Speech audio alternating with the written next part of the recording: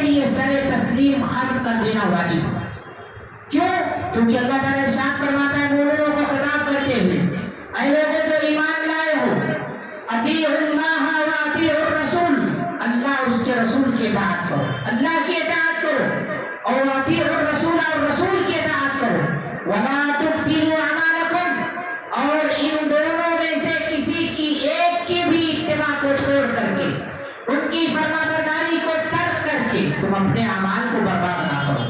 اللہ کو چھوڑا صرف محمد صلی اللہ علیہ وسلم کا حکم گاتے رہے تو یاد رکھیے تم نے اپنے اعمال کو برباد کیا، اور صرف اللہ رب العالمین کی کتاب یعنی قرآن مجید کو پکڑ رکھا، تم نے حدیثوں کا انکار کر دیا تو تم نے اپنے سارے عمل کو برباد کر دیا۔ کیوں؟ کیونکہ اللہ کا ارشاد ہے وَاعْتَصِمُوا بِحَبْلِ اللَّهِ جَمِيعًا وَلَا تَفَرَّقُوا، اللہ کی رسی کو مضبوطی سے تھام لو، اور رسی سے مراد یہاں اللہ کی کتاب اور اس کے نبی صلی اللہ علیہ وسلم کی حدیثیں ہیں، جس کے بارے میں اللہ کے رسول صلی اللہ علیہ وسلم نے خود ارشاد فرمایا ہے تَرَكْتُ فِيكُمْ أَمْرَيْنِ لَن تَضِلُّوا مَا تَمَسَّكْتُم بِهِمَا كِتَابَ اللَّهِ وَسُنَّتِي، میں تمہارے درمیان دو چیزیں چھوڑے جا رہا ہوں، ان دو چیزوں کو تم مضبوطی سے اگر پکڑے رہو گے تو پھر تم کبھی گمراہ نہیں ہو سکتے۔ وہ دو چیزیں کیا ہیں؟ ان میں سے ایک اللہ کی کتاب ہے وہ سنتی، اور دوسری چیز جو ہے وہ میری سنت ہے۔ اور آپ صلی اللہ علیہ وسلم نے حدیث کے اندر اپنی اطاعت کو واجب قرار دینے کے لیے بیان فرمایا۔ حضرت ابو ہریرہ رضی اللہ عنہ کی حدیث ابو خطبہ رسولہ کے بعد آپ نے سنا، ابو ہریرہ رضی اللہ عنہ بیان کرتے ہیں صحیح بخاری کی حدیث، اللہ کے رسول صلی اللہ علیہ وسلم نے فرمایا کل امتی یدخلون الجنۃ الا من ابى، ساری کی ساری امت میری جنت کے اندر داخل ہوگی سوائے اس کے جو نافرمانی کرے، انکار کرے، میری اتباع اور پیروی سے روگردانی کرے، منہ موڑے، انحراف کرے۔ صحابہ کرام حیران ہو گئے، قالوا ومن یابى یا رسول اللہ، اے اللہ کے رسول صلی اللہ علیہ وسلم کس کی ہمت ہے کہ آپ صلی اللہ علیہ وسلم کی باتوں کا وہ انکار کرے، پیٹھ پھیرے، روگردانی کرے؟ من یابى، کون ہے وہ شخص؟ آپ صلی اللہ علیہ وسلم نے مجمع میں سے کسی کا نام نہیں لیا، کسی صحابی کا نام نہیں لیا، کسی انسان کا نام نہیں لیا، یہ اصول بتایا، اور یہ اصول قیامت تک کے لیے ہے۔ من اطاعنی دخل الجنہ، جو شخص میری اتباع اور پیروی کرتا ہے وہ جنتی ہے، ومن عصانی فقد ابى، اور جو شخص میری سنتوں سے چڑھتا ہے، میری سنتوں کی نافرمانی کرتا ہے، میری باتوں کو ہلکے میں لیتا ہے، لائٹ لیتا ہے، یا اسی طرح سے ایک کان سے سنتا ہے دوسرے کان سے نکال دیتا ہے، اس کی اتباع اور پیروی نہیں کرتا ہے، تو سمجھ لیجئے کہ وہ انکار کر رہا ہے۔ آج ہم میں سے کتنے مسلمان ہیں جو زبانی طور پر نبی کا انکار نہیں کرتے، لیکن عملی طور پر اکثریت اللہ کے رسول صلی اللہ علیہ وسلم کے باتوں کی منکر۔ میں بار بار یہ بات کہتا ہوں کہ ہمیں صرف اللہ کے رسول صلی اللہ علیہ وسلم کی ذات بابرکات سے محبت نہیں ہونی چاہیے، آپ صلی اللہ علیہ وسلم کی باتوں سے بھی محبت ہونی چاہیے۔ اور ہم بسا اوقات ابو لہب اور ابو طالب والا رویہ اختیار کرتے ہیں، آپ کی ذات سے تو ہمیں بڑی محبت ہے لیکن آپ کی باتیں نہیں، ہم کو ہضم نہیں ہوتی۔ آپ صلی اللہ علیہ وسلم نے ہم اپنا جائزہ لیں، ہم عملی طور پر کہ اللہ کے رسول صلی اللہ علیہ وسلم کا انکار نہیں کر رہے؟ زبانی طور پر آپ سے پوچھا جائے کہ آپ کو اللہ کے رسول صلی اللہ علیہ وسلم سے محبت ہے، بالکل سینہ ٹھوک کے کہیں گے آپ کہ ہاں، ارے کیسی بات کرتے ہو، یہ بھی کوئی سوال کرنے کی چیز ہے؟ وہ بھی ایک مسلمان سے، مسجد توحید کے مصلی سے، کہ اللہ کے رسول سے اس کو محبت نہیں ہوگی؟ پھر پوچھا جائے اللہ کے رسول صلی اللہ علیہ وسلم کے چہرے پر داڑھی تھی، آپ کے چہرے پر داڑھی کیوں نہیں؟ آپ کو اللہ کے رسول سے محبت ہے، آپ زبانی طور پر انکار نہیں کرتے ہیں مگر عملی طور پر آپ انکار کرتے ہیں۔ اور اللہ کے رسول صلی اللہ علیہ وسلم جب بات آ جاتی ہے داڑھی پر تو سامنے والا کہتا ہے ارے یہ سنت ہے، یا اللہ کے رسول صلی اللہ علیہ وسلم کی عادت تھی، اللہ رب العالمین نے اسے سنت ہی نہیں قرار دیا ہے۔ اللہ کے رسول صلی اللہ علیہ وسلم نے جو حدیثیں بیان فرمائی ہیں اس میں سنت کا کوئی مسئلہ نہیں نکلتا ہے، مسئلہ اگر نکلتا ہے تو وجوب کا مسئلہ نکلتا ہے۔ داڑھی رکھنا سنت نہیں بلکہ واجب ہے یہ، کیونکہ حدیثیں غور کریں، ساری حدیثوں میں امر کا صفہ، آپ نے حکم دیا ہے داڑھی بڑھاؤ، داڑھیاں گھنی کرو، داڑھی مت کٹاؤ، اسے معاف کرو۔ یہ سب کس بات کی دلیل ہے؟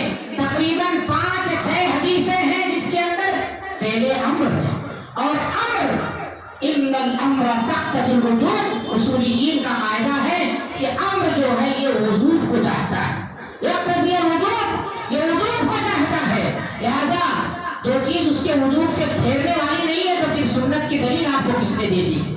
پھر آپ کیسے کہہ رہے ہیں کہ ہمیں اللہ کے رسول صلی اللہ علیہ وسلم سے محبت؟ آپ کو اللہ کے رسول سے محبت ہے، آپ کہیں گے کہ ہاں، پھر وہی سوال کریں گے، یہ بھی کوئی پوچھنے کی چیز ہے؟ میں پوچھتا ہوں، اللہ کے رسول صلی اللہ علیہ وسلم نے وہی بیان فرمائی ہے، پینٹ پیجامہ ٹخنے سے نیچے نہیں لٹکنا چاہیے۔ آپ اہل حدیث ہیں، مسجد توحید کے مصلی ہیں، سینہ ٹھوکتے ہیں، پھر آپ کا پینٹ پیجامہ ٹخنے سے نیچے کیوں لٹکتا ہے؟ آپ کو اللہ کے رسول سے محبت ہے، آپ کہیں گے بالکل ہے۔ اللہ کے رسول صلی اللہ علیہ وسلم سے کبھی کوئی نماز، فرض نمازیں نہیں چھوٹی۔ آپ جمعہ کے مصلی ہیں، آپ کو اللہ کے رسول صلی اللہ علیہ وسلم سے محبت ہے، یہی محبت کی دلیل ہے۔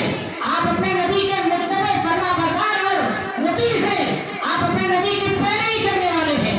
اللہ کے رسول صلی اللہ علیہ وسلم نے فرض نمازیں کبھی نہیں ترک کی، کبھی نہیں ترک کی آپ صلی اللہ علیہ وسلم نے، اور آپ ہیں کہتے ہیں ہم سچے محبت کرنے والے ہیں اللہ کے رسول صلی اللہ علیہ وسلم سے۔ وَأَنذِرْ عَشِيرَتَكَ الْأَقْرَبِينَ کے تحت میں غیروں کو کچھ نہیں کہنا چاہتا، مجھے خطاب کرنا ہے صرف اپنے لوگوں سے، کیونکہ یہ ساری کمیاں ہمارے لوگوں میں ہیں، یہ ساری تباہیاں ہمارے لوگوں کے اندر پائی جاتی ہیں۔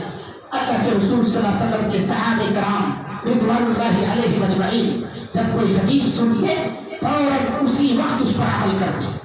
دلیل عمر بن خطاب رضی اللہ عنہ، ایک مرتبہ انہوں نے اپنے باپ کی قسم کھائی، باپ کی قسم کھائی، اللہ کے رسول صلی اللہ علیہ وسلم سے سنا، آپ صلی اللہ علیہ وسلم نے فرمایا ان اللہ ینہاکم ان تحلفوا بآبائکم، اللہ تمہیں منع کرتا ہے کہ تم اپنے باپوں کی قسم کھاؤ۔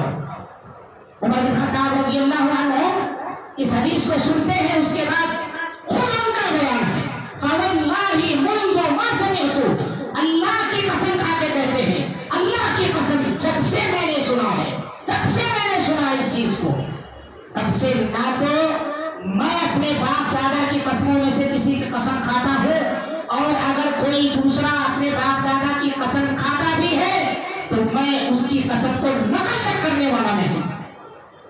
یہ اللہ کے رسول صلی اللہ علیہ وسلم سے محبت کرنے والے سچے مطیع فرما بردار تھے، جنہیں دنیا کے اندر ہی جنت کی بشارت ملی ہے۔ ہماری حالت یہ ہے کہ جمعہ کا خطبہ ہوتا ہے، امام کے لیے تو امام تنخواہ لیتا ہوگا، اس کو امام خطبہ لیتا ہے، نماز پڑھانے کی ذمہ داری امام کی، امام تنخواہ لیتا ہے اس پر، یہ ساری چیزیں کر کے ہم نے دین کو ایک سودے بازی کا ذریعہ سمجھ لیا ہے۔ میرے بھائیوں، اللہ کے رسول صلی اللہ علیہ وسلم نے بیان کیا فرمایا، وَمَنْ عَصَانِي فَقَدْ أَبَىٰ، جو میری نافرمانی کرے، ہر شخص اپنا اپنا جائزہ لے، ہر ایک چیز کے اندر جائزہ لے۔ صرف کچھ لوگ کہتے ہیں کہ اسلام صرف داڑھی میں اٹکا ہے، کیا اسلام صرف داڑھی میں اٹکا ہے؟ یعنی اگر کوئی داڑھی نہ رکھے تو مسلمان نہیں ہے؟ وجود کا انکار کر رہے ہیں آپ، اور اوپر سے پھر اس چیز کا مذاق اور یہ شوشہ چھوڑنا۔ اپنے مومن ہونے پر آپ کو دوبارہ جائزہ لینا چاہیے کہ اس طرح کے شکوک و شبہات کیسے ہمارے ذہنوں میں آتے ہیں۔ اللہ کے رسول صلی اللہ علیہ وسلم نے ایک مرتبہ ایک صحابی کے انگلی میں سونے کی انگوٹھی دیکھی، آپ صلی اللہ علیہ وسلم نے اس سونے کی انگوٹھی اسے اس سے لے لیا اور نکال کر کے پھینک دیا۔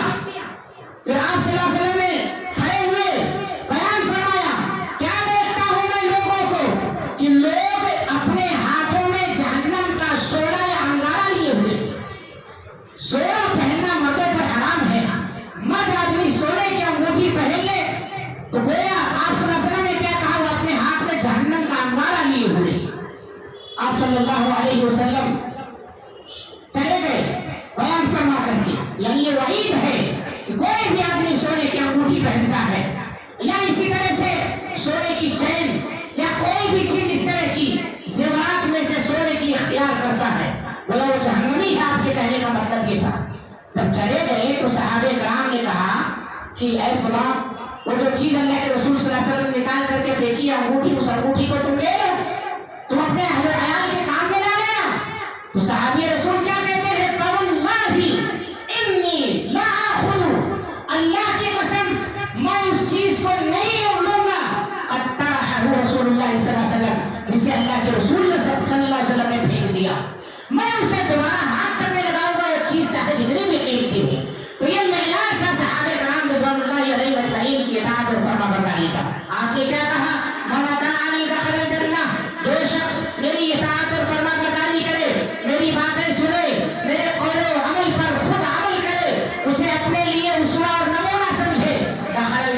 وہ جنتی ہے. ومن عصانی جو شخص میری نافرمانی کرے فقط ابا.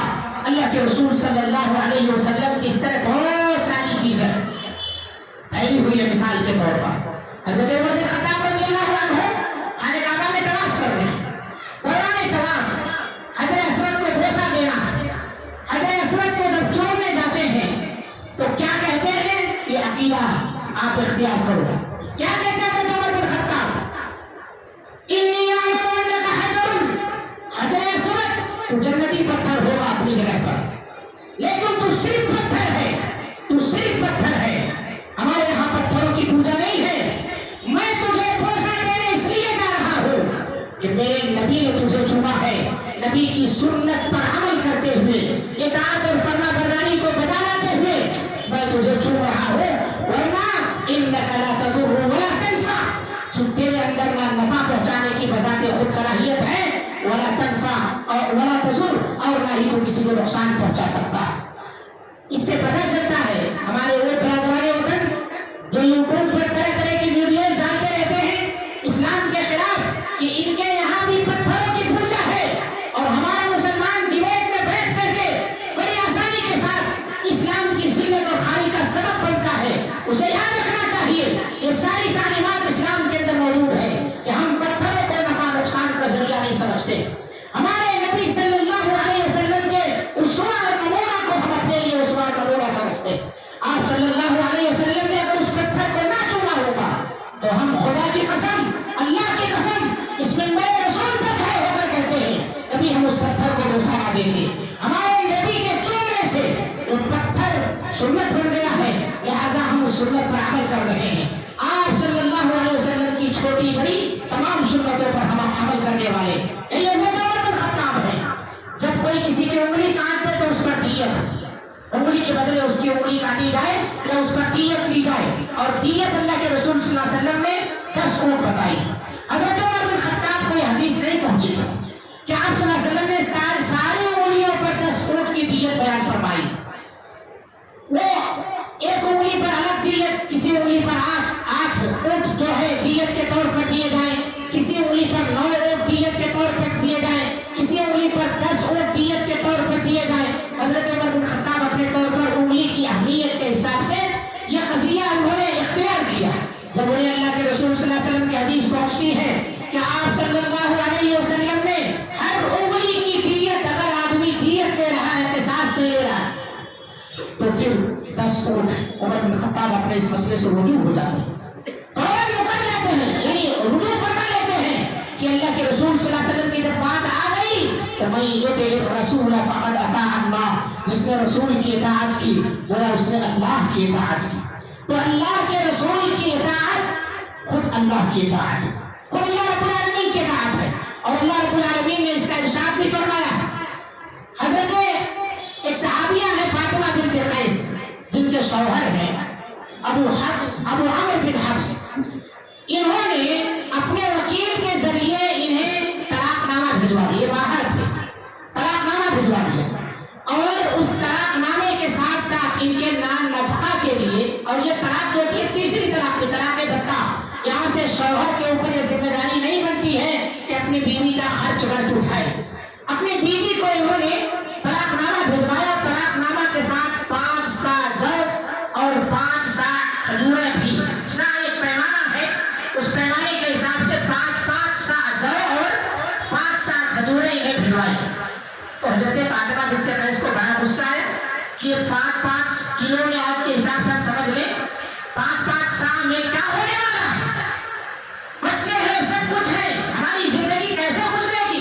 غصہ آیا اور اللہ کے رسول صلی اللہ علیہ وسلم کی خدمت میں حاضر ہو جاتی. آپ صلی اللہ علیہ وسلم سے قضیہ بیان کرتی. نبی کریم صلی اللہ علیہ وسلم انہیں فرماتے ہیں کہ لیس علیہ نفقہ، تیرے اوپر کوئی نفقہ نہیں ہے کہ تیرا شوہر تیرے اوپر کچھ خرچہ دے، کچھ نفقہ دے، نام نفقہ دے، کچھ بھی ضرورت نہیں اس کی. یہ جو دے دیا اس کا احسان ہے. تیسری طلاق کے بعد شوہر کو کوئی نام نفقہ نہیں ہے. طلاق بتہ جو ہے اس کے بعد جدائی ہو گئی، جدائی کے بعد ختم مسئلہ ہے تو دوسری شادی کر سکتی ہے عدت گزارنے کے بعد. تو یہ جو انہوں نے دیا ہے یہ تمہارے احسان کے لیے دیا ہے، بطور احسان انہوں نے عطا کیا ہے۔ تو اللہ کے رسول صلی اللہ علیہ وسلم سے انہوں نے عدت کا مسئلہ پوچھا، میں عدت کہاں گزاروں؟ تو ایک خاتون تھی ام شریک، کہا ان کے گھر گزارو، لیکن بعد میں آپ صلی اللہ علیہ وسلم کو پتہ چلا کہ نہیں، وہ خاتون جو ہے عالمہ فاضلہ ہے، بڑی جانکار خاتونوں میں سے ہیں، ان کے پاس جو ہے مسئلے مسائل کے لیے صحابہ کرام اور دیگر خواتین آتی جاتی رہتی ہیں، ان کے لیے عدت گزارنا وہاں مسئلہ ہو جائے گا کیونکہ پردے کا معاملہ ہے، رشوت بہت زیادہ ہوگا۔ تو آپ صلی اللہ علیہ وسلم نے کہا کہ ایسا ہے، عبداللہ ابن ام مکتوم کے گھر عدت گزارو کیونکہ وہ نابینا صحابی ہے، وہیں انہوں نے عدت گزارا۔ جب عدت پوری کر لی تو اللہ کے رسول صلی اللہ علیہ وسلم کی خدمت میں حاضر ہوتی ہے اور بیان کرتی ہے، اللہ کے رسول دوران عدت میرے پاس دو لوگوں کے پیغام نکاح آئے، ایک تو ابو جہل کا اور دوسرا معاویہ رضی اللہ عنہ کا، معاویہ بن سفیان کا۔ آپ صلی اللہ علیہ وسلم نے بیان فرمایا، جہاں تک بات ہے ابو جہل کی، فضرابن، تو یہ بہت زیادہ مارنے والا ہے، اپنے کندھے سے لاٹھی نیچے نہیں اتارتا ہے، اور جہاں تک معاویہ کی بات ہے، فسألوکم لا مال لہ، ان کے پاس مال نہیں ہے، وہ تنگ دست ہے، زندگی بڑی مشکل سے گزرے گی، میرا مشورہ یہ ہے کہ تم نکاح اسامہ بن زید سے کر لو۔ تو انہوں نے اس مشورے کو ذرا ناپسند کیا، اور اللہ کی آیت کیا قرآن مجید کے اندر، جو اللہ کے رسول کی اطاعت کرے گویا اس نے اللہ کی اطاعت کی ہے۔ حضرت فاطمہ رضی اللہ عنہا کو اللہ کے رسول صلی اللہ علیہ وسلم نے دوبارہ کہا کہ تم اسامہ بن زید سے شادی کر لو۔ صحیح مسلم کی ایک روایت میں ہے، جو اللہ کی اطاعت کرے، اس کے رسول کی اطاعت کرے تو اس کے لیے بہتر ہے، خیر اللہ، تو تمہارے لیے بہتر ہے، طاعت الرسول و طاعت الرسول، طاعت اللہ و طاعت رسول خیر اللہ، اللہ اس کے رسول کی اطاعت کے تمہارے لیے بہتر ہے، اسی میں خیر و بھلائی ہے، ساری کامیابی اسی میں چھپی ہوئی ہے۔ فاطمہ بنت قیس کہتی ہے کہ میں نے اللہ کے رسول کا یہ مشورہ قبول کر لیا، اور مشورے کے بعد میں نے ان سے شادی کر لی۔ شادی کرنے کے بعد کہتی ہے کہ میری زندگی میں اس قدر خیر و برکت اللہ تعالیٰ نے نازل فرمائی کہ دیگر خواتین مجھ پر رش کیا کرتی تھی۔ تو اس واقعے سے پتہ چلتا ہے کہ یہاں قرآن کی کوئی آیت نہیں آپ پائیں گے کہ اللہ تعالیٰ نے فاطمہ بنت قیس کو اسامہ بن زید سے شادی کرنے کا حکم دیا تھا۔ اللہ تعالیٰ کے رسول نے دیا تھا، اور رسول اپنی زبان سے کچھ نہیں بولتا۔ وما ينطق عن الهوى ان هو الا وحي يوحى، جو کچھ بھی آپ بولتے ہیں وہ سب اللہ کی جانب سے وحی کردہ چیزیں ہوتی ہیں، اللہ آپ کو بتاتا ہے۔ تو آپ صلی اللہ علیہ وسلم دین کے معاملات میں بولتے ہیں، دین کے معاملات میں آپ اپنی جانب سے کچھ نہیں بولا کرتے۔ ان کی اسامہ بن زید، اسامہ بن زید سے شادی کر لو، شادی کر لیا، خیر و برکت سے مالا مال ہو گئی۔ پتہ چلا کہ اللہ کے رسول صلی اللہ علیہ وسلم کی اتباع اور اطاعت ہم سب کے لیے خیر و بھلائی کا ذریعہ، اسی میں کامیابی ہے۔ خود اللہ رب العالمین نے قرآن مجید کے اندر فرمایا، وَمَن يُطِعِ اللَّهَ وَرَسُولَهُ فَقَدْ فَازَ فَوْزًا عَظِيمًا، جو اللہ اس کے رسول کی اتباع اور پیروی کرتا ہے، اطاعت کرتا ہے، وہ بہت بڑی کامیابی میں چلا جاتا ہے، اسے بہت بڑی کامیابی حاصل ہوتی ہے۔ اور اللہ رب العالمین نے دوسری آیت کے اندر ارشاد فرمایا، اللہ تعالیٰ کا ارشاد ہے، وَمَن يُطِعِ اللَّهَ وَرَسُولَهُ يُدْخِلْهُ جَنَّاتٍ تَجْرِي، جو اللہ اس کے رسول کی اطاعت اور فرمانبرداری کرتا ہے، اللہ تعالیٰ اسے ایسی جنت میں داخلہ عطا فرماتا ہے جس کے نیچے سے نہریں جاری ہے، وَذَلِكَ الْفَوْزُ الْعَظِيمُ، اور اسی کے اندر ہمیشہ ہمیشہ رہیں گے، یہ بہت بڑی کامیابی ہے۔ اور جو نافرمانی کرتے ہیں، وَمَن يَعْصِ اللَّهَ وَرَسُولَهُ وَيَتَعَدَّ حُدُودَهُ، اس کے حدود کو پھرانتے ہیں، تجاوز کرتے ہیں، حد میں نہیں رہتے ہیں، تو کیا ہے؟ اللہ رب العالمین نے ارشاد فرمایا، وَمَن يَعْصِ اللَّهَ وَرَسُولَهُ وَيَتَعَدَّ حُدُودَهُ يُدْخِلْهُ نَارًا خَالِدًا فِيهَا، اسے جہنم میں داخلہ دیتا ہے، وہ ہمیشہ ہمیشہ رہے گا، وَلَهُ عَذَابٌ مُهِينٌ، اس کے لیے رسوا العذاب ہے۔ یہ ساری آیتیں، ساری حدیثیں ہیں، مگر ہم دیکھتے ہیں اپنے آس پاس اپنے لوگوں میں طرح طرح کی سنت کی مخالفت یا شریعت کی مخالفت پائی جاتی ہے۔ اولاد پیدا ہو تو ہم اس اولاد کا 7ویں دن عقیقہ نہیں کرتے، چھٹی کرتے ہیں۔ نبی صلی اللہ علیہ وسلم کی اطاعت اور اتباع اور پیروی چھٹی کرنے میں ہے یا عقیقہ کرنے میں؟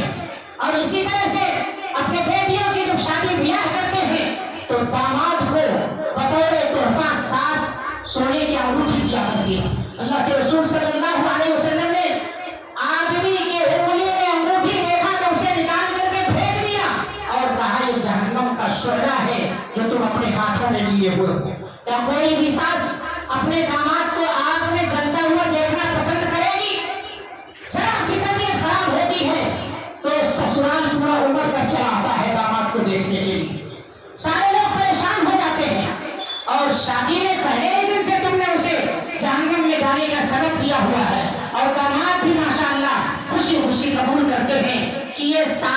خوشی کی خاطر میں نے صرف شادی والے دن پہنا تھا. جہنم میں جانے کا ذریعہ صرف یہی کافی، جہنم میں جانے کا ذریعہ صرف یہی کافی ہے کہ ساس کو خوش کرو.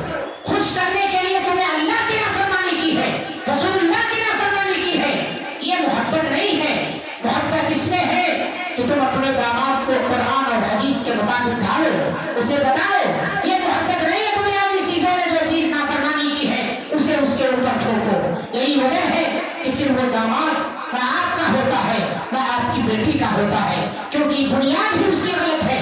اس لیے میرے بھائیوں، شادی بیاہ میں ان چیزوں کا خیال رکھنا چاہیے.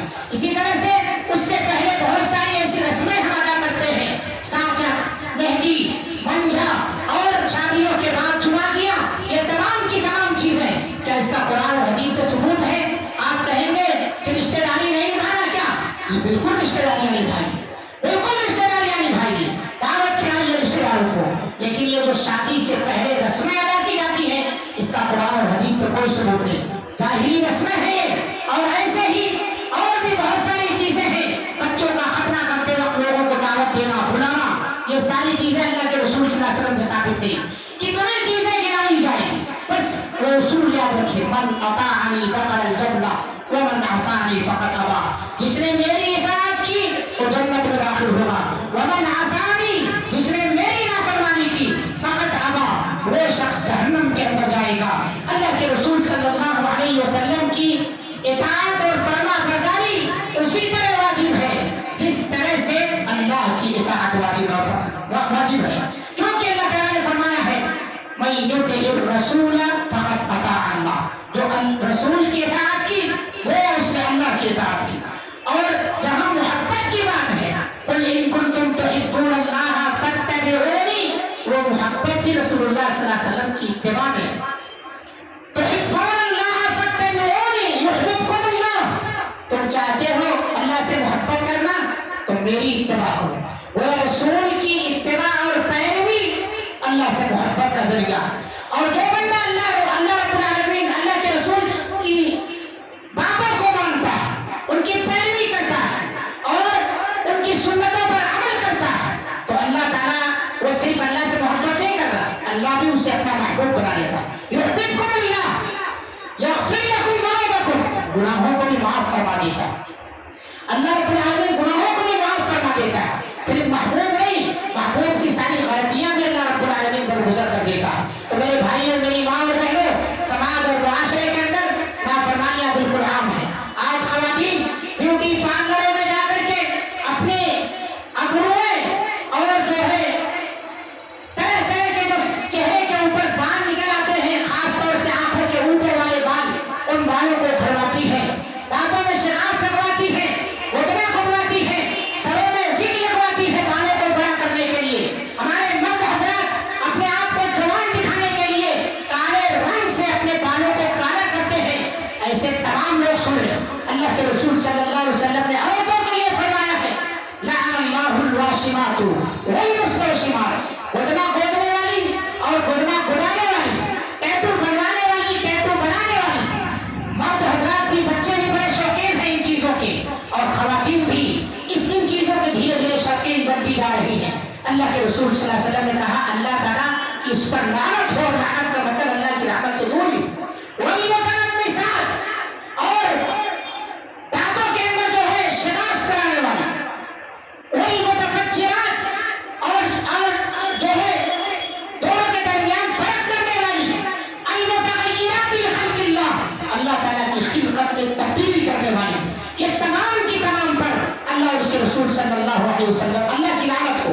لعن اللہ، اللہ تعالیٰ لعنت برساتا ہے ایسی عورت پر. نبی کریم صلی اللہ علیہ وسلم کی یہ حدیث حضرت ابو سعید خدری رضی اللہ عنہ بیان کرتے ہیں. بنی اسد کی ایک خاتون جس کا نام ام یعقوب تھا، وہ سنتی ہے، وہ کہتی ہے کہ میں پورے قرآن کے اندر یہ سب باتیں کہی نہیں پاتی ہوں کہ اللہ تعالیٰ ایسی عورتوں پر لعنت برساتا ہے. حضرت ابو سعید کہتے ہیں کیا تم قرآن نہیں پڑھتی ہو؟ کہا پورا قرآن کمال ڈالا ہے، ایک مسئلے کے حل کے لیے پورا قرآن میں پڑھ ڈالی. آج ہماری عورتیں قرآن تو دور کی بات ہے، مسئلہ کھٹکتا ہے تو کسی کی طرف رجوع کرنے کے لیے بھی تیار نہیں ہوتی ہو. ایک مسئلے کے لیے پورے قرآن کو کمال ڈالے. اس دور کی کیا عورتیں تھیں، کتنی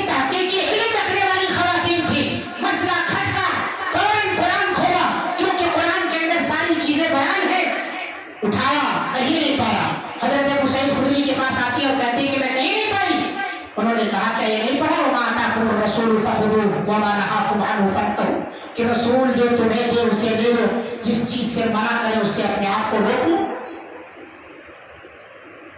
کب کرے کہ یہ استدلال یہاں کتنا انوکھا استدلال انہوں کیا ہے.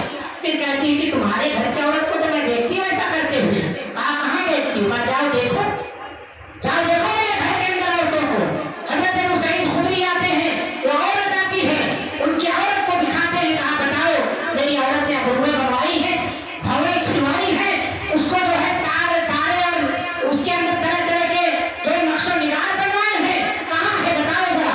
دیکھا کہیں نہیں پایا. اور اسی موقع پر ابو سعید خدری نے کہا کہ اگر میری عورت کو میں اس حالت میں پا لیتا ایسا کرتے ہوئے تو پھر میں اسے زندگی بھر اپنے پاس میں رکھتا طلاق دے دیتا. آج ہمارے گھروں کے اندر طرح طرح کی سنتوں کی مخالفت خواتین کے اندر پائی جا رہی ہے، مگر مردوں کے سر پر جوں تک نہیں رہتے، ان کے کانوں پر جوں تک نہیں رہتے ہیں. انہیں ذرا برابر بھی ماتھے پر شکن نہیں آتا ہے کہ ہماری اولاد، ہم خود جا کر کے اپنے بچوں کے بال اس انداز سے کٹواتے ہیں، نیچے چھوٹا اوپر بڑا. اللہ کے رسول نے کہا نہا عن القصی، قصر سے منع فرمایا آپ صلی اللہ علیہ وسلم نے. سر کے بال لیول میں کٹاؤ، کٹانا ہے تو پورے لیول رکھو، بڑا رکھنا ہے تو پورے بڑے رکھو. ہم خود کھڑے ہو کر کے اس کے اسٹائل میں اس کے اسٹائل میں اپنے بچوں کے بال کٹواتے ہیں.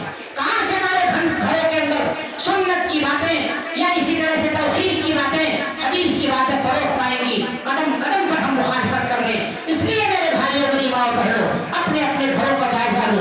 نبی کریم صلی اللہ علیہ وسلم کی اتباع و پیروی میں ہی ہم سب کے لیے کامیابی ہے، اسی میں نجات ہے، اسی میں سب سے بڑی ہدایت ہے. خود اللہ فرماتا ہے وَإِن تُطِيعُوهُ تَهْتَدُوا، اگر رسول اللہ کی باتوں کو مانو گے، اتباع کرو گے تو تم ہدایت پا جاؤ گے، کامیابی اختیار کر لو گے. اللہ سے دعا ہے اللہ تعالی ہم سب کو جو بدعات اور خرافات کی محفلیں یا مجلسیں یا جلوس یا اسی طرح سے جہاں بھی اس طرح کا جب گھٹا ہو، ہم سب کو اللہ رب العالمین ان چیزوں سے بچنے کی توفیق عطا فرمائے. نبی کریم صلی اللہ علیہ وسلم کی اتباع اور پیروی کو اپنے لیے لازم سمجھنے کی توفیق عطا فرما. اللہ رب العالمین ہم تمام لوگوں کو کے اندر توحید اور سنت کو عام کرنے کی بیداری پیدا فرما. ہم تمام کے لیے اللہ رب العالمین نبی کریم صلی اللہ علیہ وسلم کی چھوٹی بڑی سنتوں پر عمل کرنا آسان بنا دے. اللہ رب العالمین ہم تمام لوگ جو بھی سنتوں کی پامالی کر رہے ہیں جانے یا انجانے میں، اللہ رب العالمین ہمیں اس سے توبہ و استغفار کی توفیق عطا فرما، اپنے اصلاح کی توفیق عطا فرما. اللہ رب العالمین کہنے سننے سے زیادہ ہم سب کو عمل کی توفیق عطا فرما. بار اللہ جو بیمار ہے تمام بیماروں کو شفا عطا فرما، ہر ایک کی پریشانیاں دور فرما. رب العالمین ہم تمام لوگوں کے اندر اتحاد اور اتفاق پیدا فرما، ہماری کمائیوں میں خیر و برکت عطا فرما. جہاں جہاں بھی مسلمان ہے اللہ تعالیٰ ان کی غیبی مدد فرما. ہر ایک مسلمان کی اللہ تعالیٰ حفاظت فرما، مسلمان بہنوں کی عزت و آبرو کی حفاظت فرما، ہم سب کے جان مال اور ایمان کی حفاظت فرما. رب العالمین ہمیں ہر طرح کے فتنے سے، چاہے وہ دنیاوی ہو یا اخروی، چھوٹے ہو یا بڑے، اللہ رب العالمین تمام فتنوں سے محفوظ فرما. اغیار اسلام کو کچلنے کی، مسلمانوں کو دبانے کی طرح طرح کی سازشیں کر رہے ہیں، اللہ تعالیٰ ان کی تمام سازشوں کو ناکام بنا دے. اللهم اعز الاسلام والمسلمين واذل الشرك والمشركين ودمر جميع اعداء الدين. اللهم انصر من نصر دين محمد صلى الله عليه وسلم واجعلنا منهم، واخذل من خذل دين محمد صلى الله عليه وسلم ولا تجعلنا منهم. اقول قولي هذا واستغفر الله لي ولكم ولسائر المسلمين فاستغفروه انه هو الغفور الرحيم.